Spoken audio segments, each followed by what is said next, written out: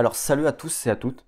Aujourd'hui, encore une vidéo assez importante et symbolique du comportement haut potentiel et pas des moindres, c'est celui de la quête de sens. La quête de sens qui est un besoin, je dirais, vital chez ce profil. Et je vais commencer par introduire ce sujet, par vous dire que la quête de sens chez le haut potentiel ne vient pas de nulle part. C'est bel et bien certaines caractéristiques propres au potentiel qui fait que ça fait émerger toutes ces questions, toutes ces réflexions et qui le mène forcément à une quête de sens, non seulement pour lui-même, c'est vrai, mais je pense aussi pour l'humanité. Du coup, cette première caractéristique, c'est souvent une profondeur et une introspection beaucoup plus profonde que la plupart des gens. Le haut potentiel, et ce dès son plus jeune âge, il va souvent se poser des questions dues à une vie intérieure beaucoup plus riche que la plupart des gens. Je sais que si je veux prendre un exemple personnel, à l'âge de 6 ans, je traitais déjà de questions presque existentielles comme le concept de la mort, certains concepts religieux. Et vous vous doutez bien que quand on mène ces réflexions dès le plus jeune âge, ça crée forcément une remise en question et une quête de sens qui est beaucoup plus profonde, beaucoup plus poussée et beaucoup plus aiguisée au fur et à mesure que les années passent. La deuxième caractéristique qui peut aussi créer cette propension à la quête de sens, c'est une hyper-conscience et une hypersensibilité. Je mets les deux ensemble parce que là, je pense qu'elle se cadre extrêmement bien à ce que je vais dire. C'est que le haut potentiel, encore une fois, a dès son plus jeune âge une extrême sensibilité et une extrême conscience de non seulement ce qu'il vit à l'intérieur, sans forcément pouvoir l'expliquer, mais aussi de ce qu'il perçoit à l'extérieur. Ça peut, il est vrai, s'expliquer par des stimuli sensoriels. On sait que le haut potentiel est souvent hypersensible et selon moi, il l'est tout le temps. Et cette hypersensibilité fait que le haut potentiel, il va percevoir une multitude de choses, l'intégrer dans son subconscient. Et tout ça, ça va faire émerger des réflexions, des consciences qui vont être différentes. Et quand on n'est plus conscient et qu'on cherche de plus en plus à l'être, parce que je pense aussi que le haut potentiel cherche, ne serait-ce qu'inconsciemment, à être de plus en plus conscient, il va forcément s'orienter vers des questions qui sont propices à cette quête de sens. La troisième caractéristique qui va faire que le haut potentiel va souvent aller vers cette recherche de sens, pour ne pas dire toujours, c'est qu'il a une intolérance à tout ce qui est superficiel et insignifiant.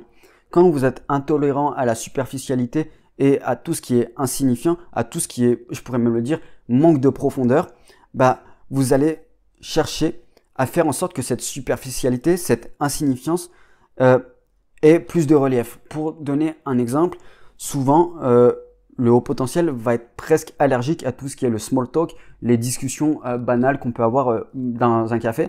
Et encore une fois, il faut bien comprendre que c'est pas pour faire chier le monde que le haut potentiel se comporte comme ça, mais il va tout le temps chercher il va tout le temps faire en sorte d'élever le débat, d'élever la réflexion et de pousser certains concepts banals comme celui de la météo vers des choses qui peuvent être de plus en plus poussées et qui peuvent mener à des réflexions de quête de sens. Par exemple, si vous avez une personne qui parle de météo, le haut potentiel pourrait lui en venir à parler des enjeux climatiques d'une manière beaucoup plus profonde.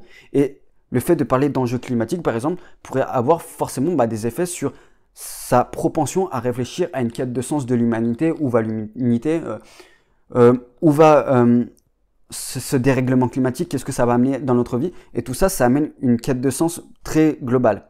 La quatrième caractéristique de la quête de sens chez le haut potentiel, et je pense que c'est la principale, c'est sa forte curiosité.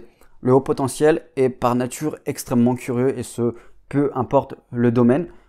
Certains privilégieront plus un côté slasher multipotentiel à aller vers de multiples domaines et être curieux en long, en large et en travers, quand d'autres se spécialiseront un peu plus. Mais la curiosité est vraiment quelque chose qui va revenir souvent.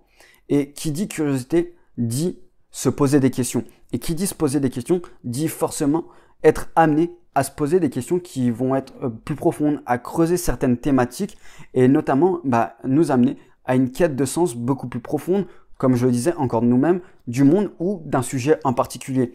Encore une fois, si je veux vous donner un exemple, récemment, je me suis intéressé à tout ce qui est loi de l'attraction. C'est une tendance qui est actuellement bien en vogue, mais moi, je trouvais que en soi, moi je trouvais que la loi de l'attraction, c'était un petit peu superficiel, ou en tout cas comme c'était traité par les divers sources que j'ai pu voir, c'était un peu superficiel. Puis, de fil en aiguille, avec ma curiosité, je me suis aperçu qu'il y avait des réalités tangibles par la mécanique quantique, qu'il y avait aussi une sphère spirituelle liée à tout ça, il y avait aussi des côtés extrêmement tangibles, il y avait du développement personnel, il y avait des côtés presque alchimiques par moments, ou des côtés où, pour attirer la loi de l'attraction, on vous dira souvent qu'il faut visualiser, manifester les choses, mais ce qu'on vous dira rarement, par exemple, c'est que pour la loi de l'attraction, ça vient souvent de l'intérieur et des changements qu'on doit faire intérieurement. C'est une transmutation intérieure qu'on doit faire. Donc, toute cette parenthèse pour vous dire que ma curiosité m'a mené à toute cette quête de sens, à toute cette compréhension d'un sujet donné. Alors, imaginez ça sur des questions où on ne peut pas véritablement avoir de réponse, notamment quel est le sens de la vie. Je pense que c'est une question qui n'a pas véritablement de réponse, si ce n'est que le sens de la vie est celui qu'on veut lui donner. Voilà, le petit côté poétique. Et du coup, toutes les caractéristiques que je vous ai données, la profondeur d'introspection, la conscience, l'intolérance à la superficialité, la curiosité, ça va amener souvent, tout le temps, le haut potentiel à se poser des questions, certes, mais je trouve que c'est pas des questions comme la plupart des gens peuvent se poser. La plupart des questions que le haut potentiel va se poser, ou en tout cas à terme, ça va être des questions qui vont être hors de la norme, qui vont mettre des coups de pied dans la fourmilière, et ça va être des choses qui peuvent être divergentes ou qui peuvent sortir des conventions. Combien de fois j'ai vu des hauts potentiels s'intéresser à des sujets loin d'être banals, s'intéresser à une multitude de sujets qui peuvent être ésotériques, spirituels, liés au développement personnel. Et encore une fois, toute cette réflexion qui parfois peut paraître pour la plupart des gens non conventionnelle, ça nourrit une quête de sens qui va s'accentuer et qui va faire un effet boule de neige.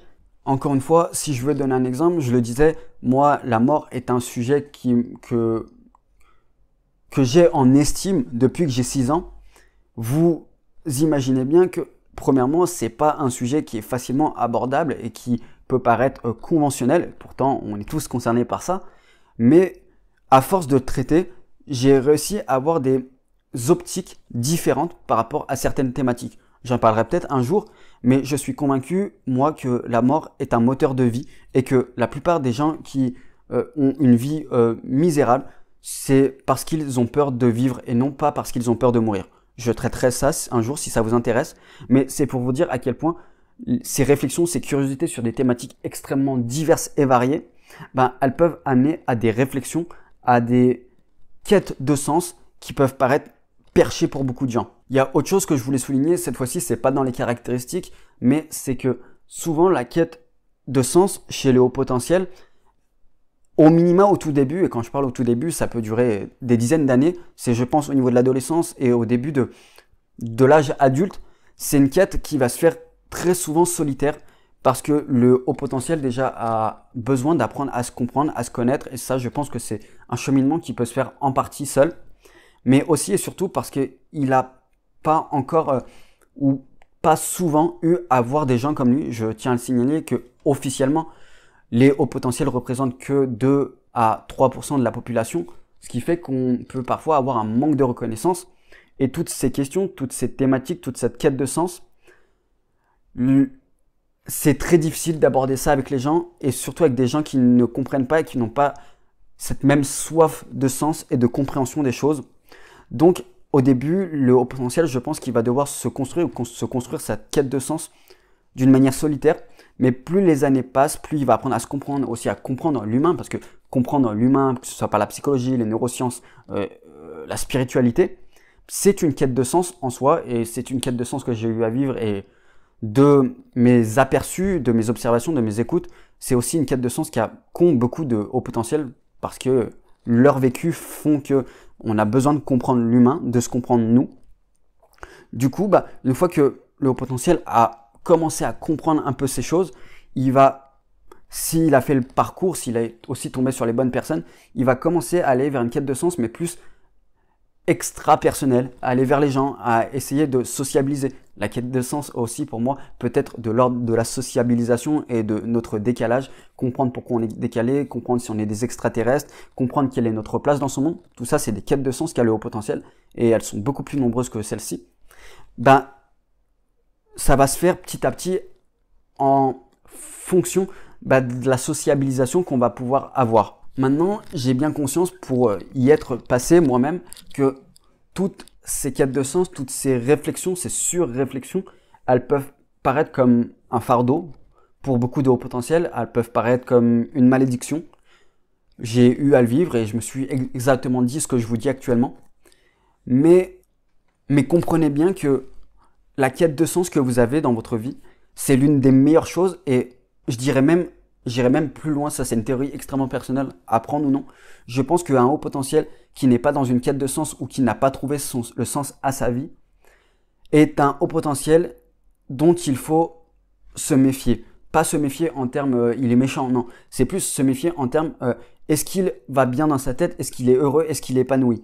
Pour moi, la quête du sens du haut potentiel, c'est un besoin vital, au même titre que boire, manger. Et si un haut potentiel n'est plus dans cette quête de sens, il est bien souvent dans une perte de sens. Et cette perte de sens, ce manque de recherche de sens, ça peut amener plusieurs pièges. Ça peut les amener à se sentir piégés dans leur vie. Ça nous arrive, je pense, aussi souvent. Le fait de ne pas voir d'issue, de ne pas voir le bout du tunnel. Quand on n'est plus dans cette quête de sens, on peut se sentir fataliste, nihiliste et extrêmement sombre intérieurement. Ça peut arriver par moments, hein, mais il faut juste que ce soit pas non plus durable. Aussi, la quête de sens, ou plutôt la perte de sens, ça va pousser à un isolement. Quand vous êtes dans cette dimension à ne pas trouver le sens de la vie, à ne pas trouver le sens des gens qui nous entourent, on va souvent avoir une tendance à l'auto-sabotage. Et l'un des auto-sabotages les plus courants, c'est l'isolement. Pareil pour cette conséquence d'une perte de sens ou d'une difficulté à trouver le sens de sa vie, c'est une insatisfaction chronique. Bon, l'être humain, de manière générale, a tout le temps été un être insatisfait et perfectionniste, peut-être encore plus le haut potentiel qui, lui, va avoir cette tendance à être surexigeant. Mais quand on est en perte de sens, c'est pas juste nous-mêmes qui sommes en surexigence vis-à-vis de nous, on va être carrément insatisfait de la vie dans sa globalité. Et être insatisfait de la vie dans sa globalité, ça n'apporte véritablement rien de bon, si ce n'est, encore une fois, une des conséquences que ça peut aborder, les burn-out et les dépressions. Parce que oui, un haut potentiel, et je pense une personne d'une manière générale qui perd le sens de sa vie, qui a du mal à être dans cette quête de sens, c'est une personne qui va souvent être extrêmement propice au burn-out et à la dépression. Et j'invente rien.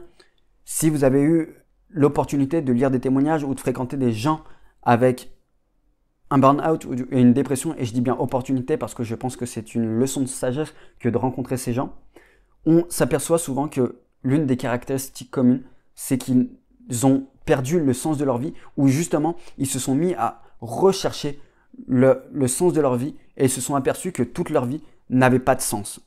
C'est vraiment une caractéristique commune. Ensuite, une autre conséquence du manque de sens dans notre vie, ou en tout cas de perte de sens, c'est que ça va avoir un impact sur notre détermination et notre résilience. S'il y a bien une chose qui, bien souvent, nous pousse à poursuivre nos projets, notre vision, malgré les obstacles, c'est la résilience. Et ça, vous ne pouvez pas le faire si vous n'avez pas mis de sens sur ce que vous faites. Bien souvent, les personnes qui réalisent de grandes visions, et peu importe ce qu'on entend par grande vision, pour moi, j'estime qu'être en paix et être heureux dans sa vie, c'est déjà une très grande vision, comparé à beaucoup de personnes. Comprenez que il faut avoir mis du sens derrière tout ça. Il faut se poser les bonnes questions. Pourquoi je veux être heureux? Pourquoi je veux être en paix? Pourquoi je veux une maison? Pourquoi je veux ce type de job? Tout ça, ça peut paraître banal, mais c'est des quêtes de sens à part entière. Et si vous avez répondu à ces questions, vous allez être beaucoup plus enclin à être résilient, déterminé et à réaliser tôt ou tard vos projets. Maintenant, je vous ai donné un peu le côté qui peut paraître sombre ou négatif, je mets d'énormes guillemets, mais il y a aussi de très gros avantages à être dans cette quête de sens quand on est au potentiel et encore mieux à le trouver. Premièrement, c'est l'épanouissement et la satisfaction.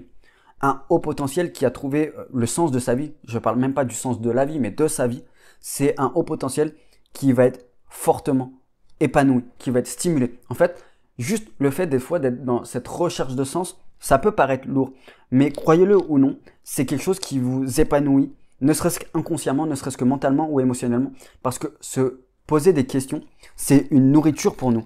Et Tout ce qui nous nourrit, bah, c'est quelque chose qui va nous alimenter et qui va faire en sorte qu'on va profondément s'épanouir tôt ou tard.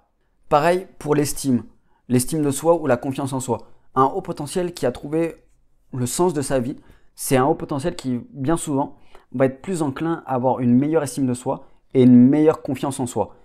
Un autre avantage de cette quête de sens, ou encore mieux, de cette trouvaille de sens, c'est le fait d'être inspirant pour les autres.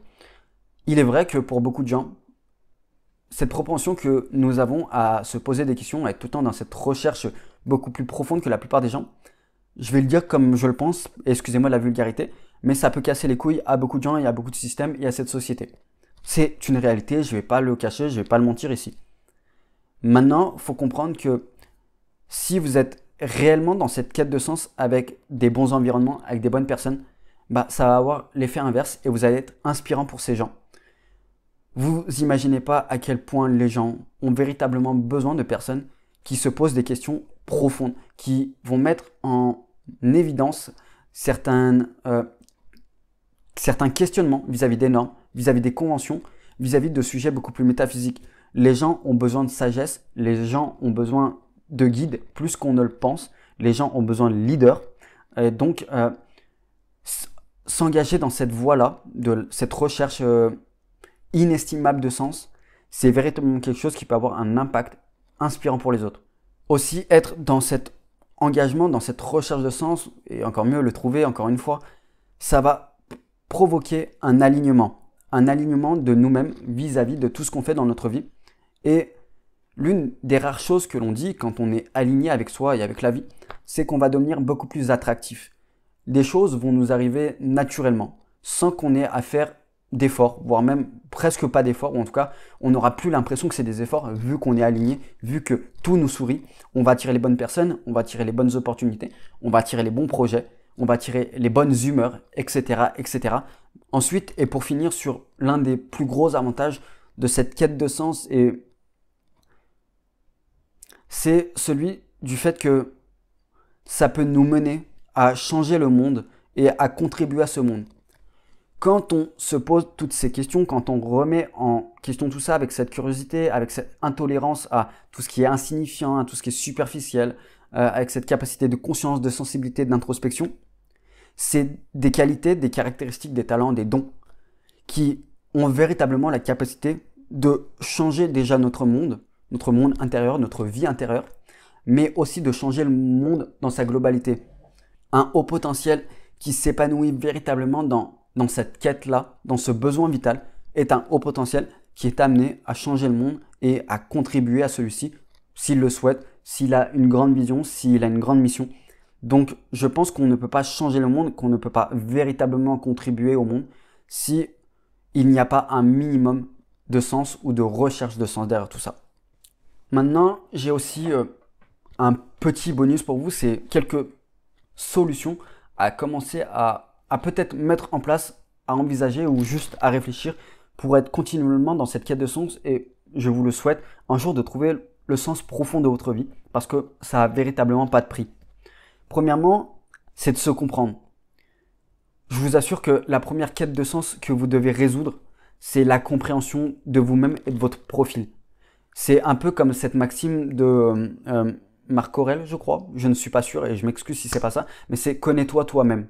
Se connaître, comprendre qu'on n'est pas une problématique, comprendre qu'on n'est pas un monstre, comprendre qu'on n'est pas un extraterrestre, mais comprendre qu'on est beaucoup plus que ça et qu'on est surtout beaucoup de qualité, c'est déjà la première pierre fondatrice à comprendre le sens de ce que vous êtes, de comment vous fonctionnez, de divers mécanismes. C'est pour moi la pierre fondatrice parce que à partir du moment où un haut potentiel a ne serait-ce que commencer à véritablement savoir ce que veut dire le mot haut potentiel, ce qu'on met derrière son mode de fonctionnement, derrière certaines choses, il va être beaucoup plus à même de s'autoriser justement cette curiosité, cette introspection, cette recherche de sens. C'est extrêmement important.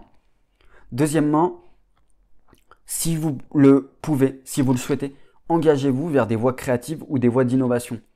Là, c'est presque infini, tout ce qui peut être réalisable. Mais si vous avez envie un jour de vous essayer à des arts, que ce soit la peinture, la sculpture, la musique ou à l'entrepreneuriat, à des sphères où vous allez être en mesure d'innover certaines choses, faites-le parce que plus que n'importe quelle voie, la voie de la créativité et de l'innovation, c'est véritablement des voies qui sont sujets à donner un sens beaucoup plus profond à votre vie.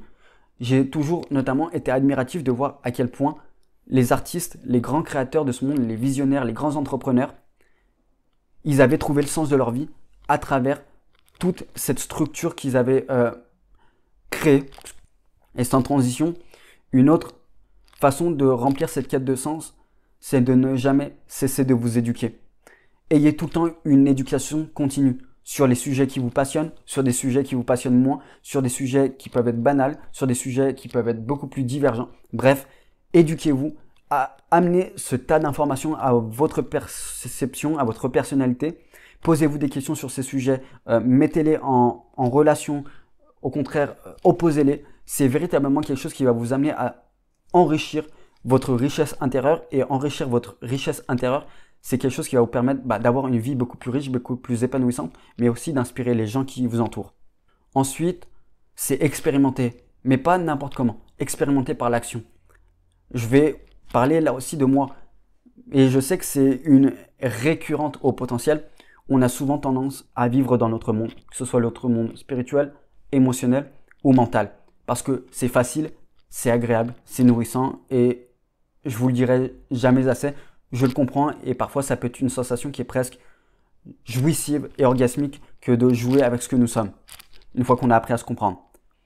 Maintenant, partez du principe que expérimenter par l'action, par tout ce qui se passe à l'extérieur, c'est augmenter ses possibilités, ses probabilités, ses opportunités de découvrir des choses qui vont peut-être faire du sens pour nous, des choses qui vont peut-être compter, des choses qui vont nous nourrir encore plus. Là, encore une fois, je prends un exemple personnel parce que ça, c'est quelque chose qui me vient direct, mais ça va mettre en analogie avec vous ou avec des gens que vous connaissez. Je suis une personne, j'ai toujours voulu faire du théâtre.